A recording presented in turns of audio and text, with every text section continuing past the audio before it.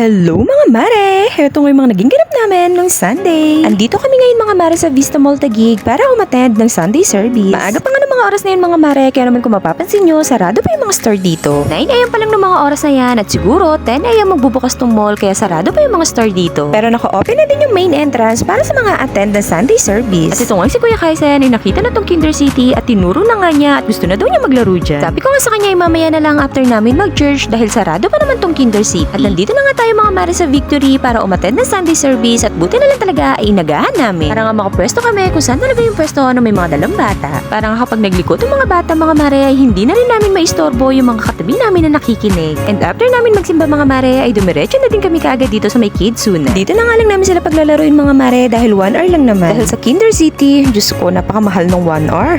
Charis. And after ko nga mag-fill up ng form ay nagbayad na din ako agad at eto nga nakapasok na din kami. Natatawa pa nga ako dyan kay Baby Aiden mga mare dahil ayaw niya umupo at gusto niya lang paglaruan tong mga locker. Kaya naman ayan at pinaupo ko na lang din siya para matanggal ko na din tong sapatos niya. Tinanggal ko nga lang yung sapatos niya mga mare at yung medyas niya ayan na lang din ang gagamitin niya. Ako nga lang din ang nag-avail ng medyas. At nung okay na si Baby Aiden, pagtingin ko sa likod ko wala na pala si Kuya Kaisen at naglalaro na agad. Di na nga namin alam mga mare kung saan niya nilagay yung sapatos niya kaya naman hinanap pa ng papa niya sa mga locker kung saan niya ba nilagay. Ko talaga tong batang to, sobrang excited niya talaga sa mga ganitong indoor playground. Pero good job naman yan mga mare dahil talaga namang nakikinig siya kanina habang nagsisimba kami. Dahil nga sabi ko sa kanya makakapaglaro lang siya kapag nakinig siya at hindi siya naglikot. At ayan nga't hindi na mapakali talaga namang umakyat na siya dyan. Alam niyo ba mga mare, nung una ko yan dinala dito sa may Kids Zone, takot na takot pa siya mag-slide dyan. Pero ngayon, ayan nga't mag-isa na lang talaga siyang umaakyat. Big boy na talaga tong kuya ko at hindi na natatakot. At ito namang si Baby Aiden mga mare, natutuwa kami dahil talaga namang nag-i-enjoy din siya. Cute na cute pa nga ako sa paa niya dyan mga mare dahil talaga namang tinataas pa niya para lang maabot niya. Sobrang nakakatuwa din talagang dalhin yung mga bata dito mga mare dahil tignan nyo naman tong si Kuya Kaisen. Dahil nga kahit hindi niya kilala ay nakikipaglaro siya. At nakakatuwa nga lang din silang tignan dahil akala mo talaga ay matagal na silang magkakakilala. At ito nga si Baby Aiden mga mare ay talaga namang hindi niya tinigilan tong cashier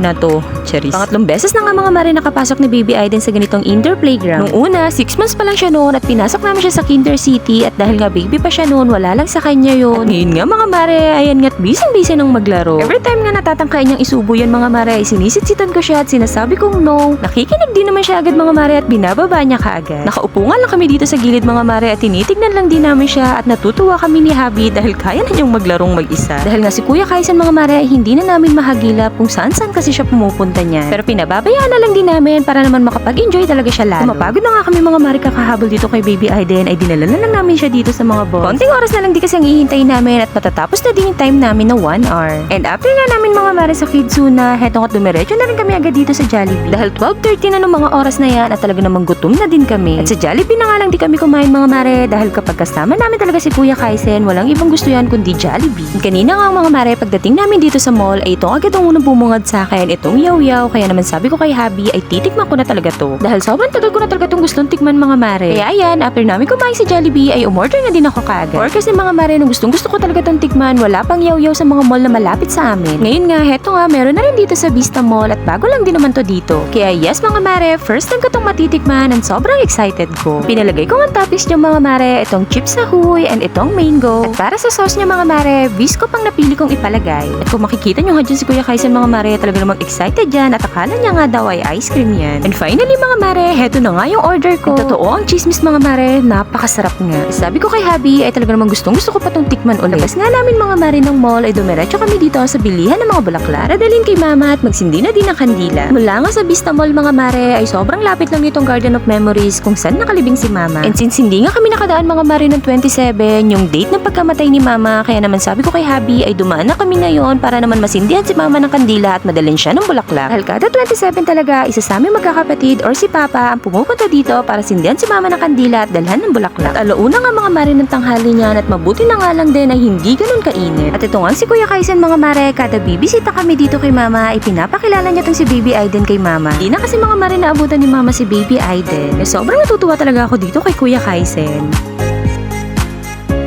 So, ayun lang muna mga mare for today's video. Thank you so much for watching. Follow for more.